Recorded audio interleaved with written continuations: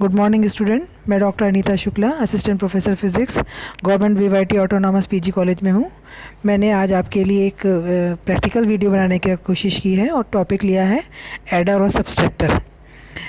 Adder और subtractor के लिए आपके पास एक किट होती है जिसके थ्रू आप ट्रूथ टेबल को वेरीफाई करते हैं। तो ये देखिए, ये हाफ एडर और फुल एडर का ये जो आपके लैब में किट या इंस्ट्रूमेंट होता है वो इस तरह का आपके पास रहता है। तो पहले अगर हम लोग हाफ एडर ले रहे हैं तो हाफ एडर एक्चुअल में क्या है? एक combinational logic circuit that performs the addition of two data bits A and B is called half adder. Addition will result in two output bits, one of which is the sum bit s and other the carry bit c. दो bit आपके पास होते हैं और v के form में, एक को आप सम कहते हैं, दूसरे को आप कैरी कहते हैं। अब आपको इसका ट्रूथ टेबल को वेरीफाई करना है। अगर हमारे पास इनपुट में ए और बी है तो उसका सम ले रहे हैं, अगर 0 0 ले रहे हैं तो 0 हो रहा है आउटपुट, और कैरी लेते हैं आउटपुट में तो वो भी 0 हो गया। अगर इनपुट ए बी में 0 1 है तो इधर पर देखिए आउटपुट में हो जाएगा सम 1 कैरी 0। इनपुट में अगर 1 0 है तो आपका जो सम होता है 1 होता है और कैरी में वो 0 हो जाता है। अगर 1 1 इनपुट है तो जो सम है उसको 0 हो जाता है और जो कैरी है वो 1 हो जाता है। अगर यहाँ पर देखिए, अगर हमारे पास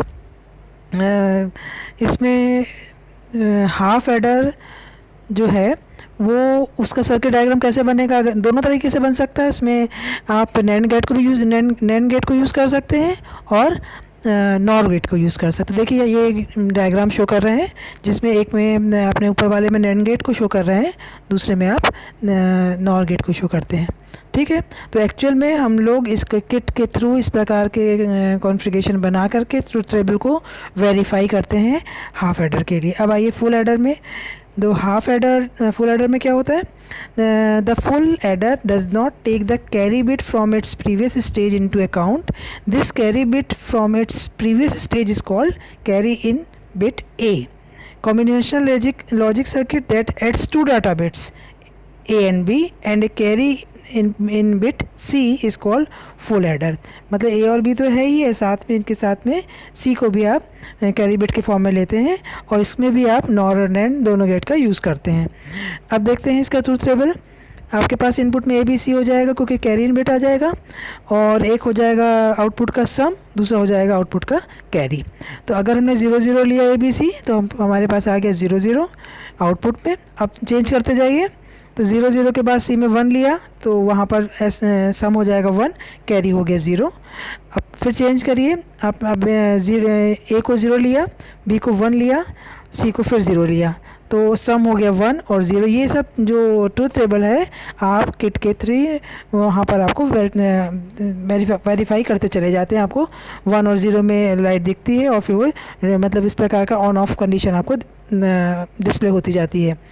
अब अगला ले लीजिए 0, अगर ए 0 बी 1 और सी बी 1 तो ये आ जाता है 0 और 1 के फॉर्म में।